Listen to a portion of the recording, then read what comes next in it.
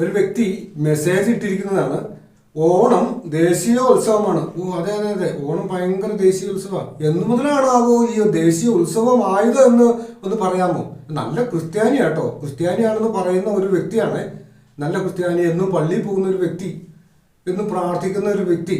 Onam ദേശീയോത്സവമാണ്. Okay, ആയിക്കോട്ടെ. അപ്പൊ ഈ ഓണം എങ്ങനെയാണ് ദേശീയോത്സവമായത്? എന്നു മുതലാണ് ദേശീയോത്സവമായത്? ആരാണ് ദേശീയോത്സവമായിട്ട് കൊണ്ടാടാൻ പറഞ്ഞത്? ഇത് വലുതും നിങ്ങൾക്കറിയാമോ? ഇത് പറഞ്ഞിട്ടാണോ 1962 ശേഷമാണ് ഇത് ദേശീയോത്സവമായിട്ട് വന്നത്? അതിനു മുമ്പൊക്കെ ഇത് ഹൈന്ദവരുടെ ദേവാലയങ്ങളിൽ മാത്രം നിന്നിരുന്ന ഒരു ആഘോഷം മാത്രമായിരുന്നു. ഓണസദ്യ, അല്പം പലഹാരം, കുട്ടികൾക്ക് സന്തോഷത്തിന്റെ ദിവസം. ഓണസദ്യ, അല്പം പലഹാരം. അപ്പൊ വേറൊരു ദിവസം ഒന്നും കുട്ടികൾക്ക് സദ്യ ഇല്ലേ?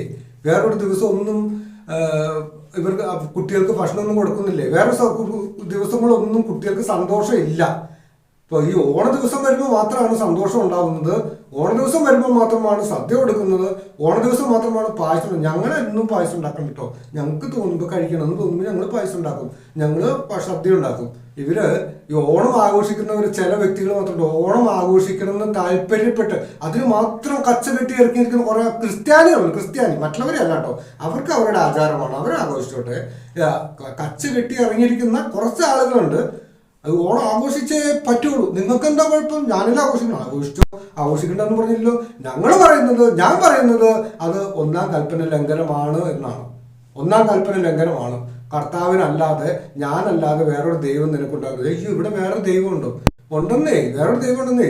അസുരൻ മഹാബലി എന്ന് പറയുന്ന അസുരനാണ്, പിശാജ് അസുരനാണ്, പിശാചാണ്. അത് അവര് സമ്മതിക്കുന്നുണ്ട് ഇല്ലേ? അവരും സമ്മതിക്കുന്നുണ്ട് പിശാചാണ്.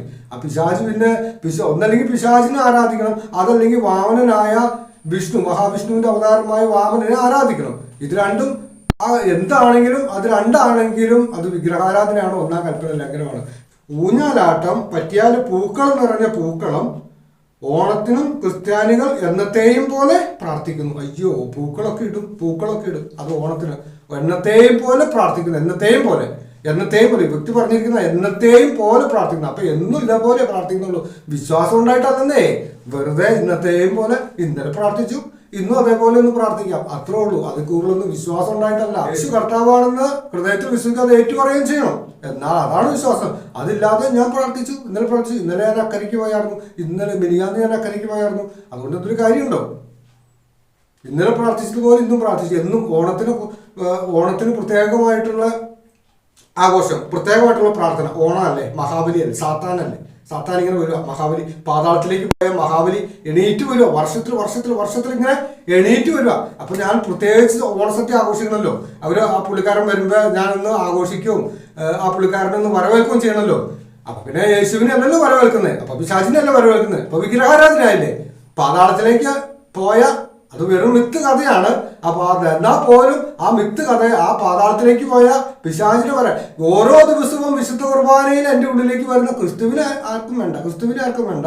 ഈ പാതാളത്തിലേക്ക് പാതാളത്തിൽ നിന്ന് എണീറ്റ് വരുന്ന അസുരനെ ആണ് എല്ലാവർക്കും വേണ്ടത്. പ്രാർത്ഥനയ്ക്കൊന്നും ഒട്ടും കുറവ് വരുത്താതില്ല.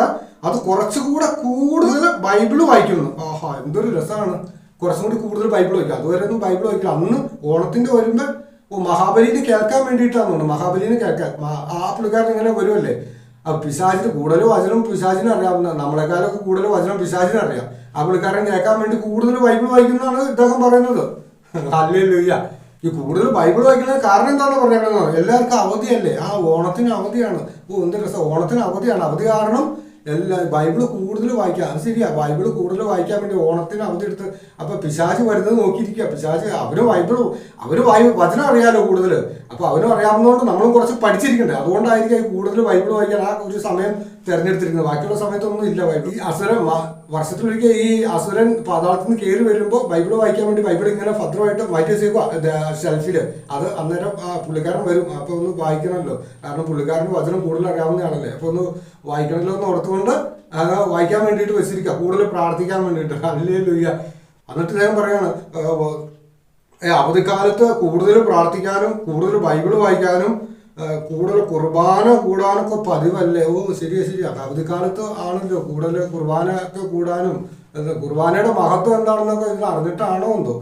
കുർബാനയുടെ മഹത്വം, അതിന്റെ വില എത്രയുണ്ടെന്ന് അറിഞ്ഞിട്ടാണോ എന്തോ കുർബാന കൂടുക, പ്രാർത്ഥിക്കുക, കൂടുതൽ പ്രാർത്ഥിക്കുക, അവധിക്കാലത്ത് ഇങ്ങനെ വെച്ചിരിക്കുന്നത്. ഇതൊക്കെ എന്നും എന്നും ബഹുമാനിക്കും, എന്നും സ്നേഹിക്കും, എന്നും വിശ്വാസത്തോടു കൂടി പ്രാർത്ഥിക്കുകയും ചെയ്യേണ്ട ഒരു കാര്യമാണ് ഈ പ്രാർത്ഥനയും ഈ പരിത്യാഗങ്ങളും ബൈബിൾ വായനയും ദേവാലയത്തിൽ വിശുദ്ധ കുർബാനയൊക്കെ.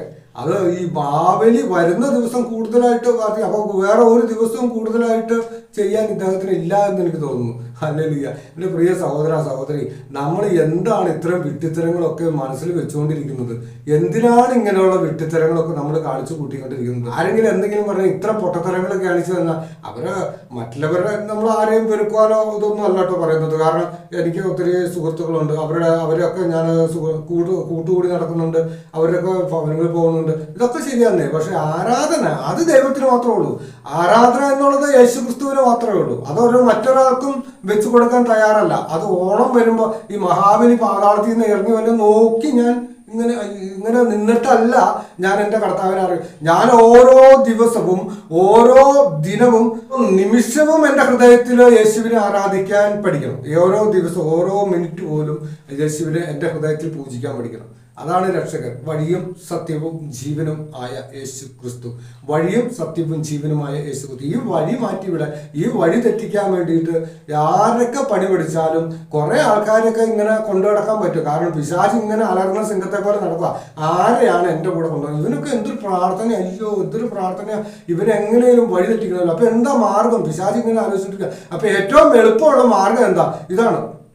പിശാചിനെ ആരാധിക്കാൻ വേണ്ടി ഏറ്റവും എളുപ്പമുള്ള മാർഗം ഏതാ? ഓണം ആഘോഷിക്കുക. അതൊരു സാംസ്കാരിക ഉത്സവമായിട്ട് കൊണ്ടുനടന്ന്, ഒരു സാംസ്കാരിക ആഘോഷമായിട്ട് കൊണ്ടുനടന്നു. അപ്പൊ പിന്നെ പിശാചിനെ ആരാധന, പിശാചിന്റെ ഒരു ചിന്തന എന്താണെന്ന് പറയുമ്പോൾ അവന് ആരാധന കിട്ടണം. അവൻ എപ്പോഴും ആരാധന, ഞാൻ എപ്പോഴും മുൻപിൽ നിൽക്കണം, എന്നെ എല്ലാവരും ആരാധിക്കണം. ഇതാണ് പിശാചിന്റെ ചിന്ത. അപ്പൊ അത് കാരണം ഈ പിശാചിനെ ആരാധിക്കാൻ വേണ്ടി, ഈ പിശാചിന് ആരാധന ലഭിക്കാൻ വേണ്ടി പിശാച് തന്നെ ഇങ്ങനെയുള്ള ഓരോ വ്യക്തികളിലേക്കും തന്ത്രങ്ങൾ വരും. നമ്മുടെ സഭയിൽ തന്നെ ഒരുപാട് പേരുണ്ടെന്നേ, സഭയിൽ തന്നെ ഒരുപാട് പേരുണ്ട്. പ്രിയ സഹോദര സഹോദരി, നമ്മൾ യേശുവിൽ വിശ്വസിച്ചാൽ യേശുവിൽ മാത്രം വിശ്വസിക്കുക. കർത്താവാണ് ദൈവമെങ്കിൽ കർത്താവിന്റെ പുറകെ പോകുക, ബാലാണ് ദൈവമെങ്കിൽ ബാലിന്റെ പുറകെ പോക്കുക. ഒരു കുഴപ്പമില്ല.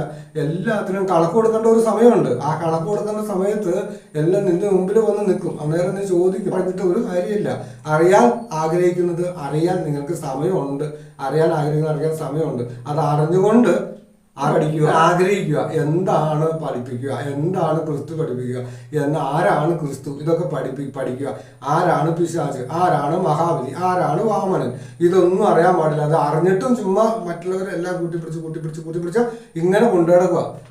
വിധി നിന്റെ ദിവസത്തിൽ നിന്റെ കൂടെ തന്നെ വരും എന്നുള്ള കാര്യം നീ ഓർത്തോളൂ. നീ പറയുന്ന ഓരോ വാക്കിനും ഓരോ പ്രവൃത്തിക്കും നിനക്ക് പ്രതിഫലം ഉണ്ട്.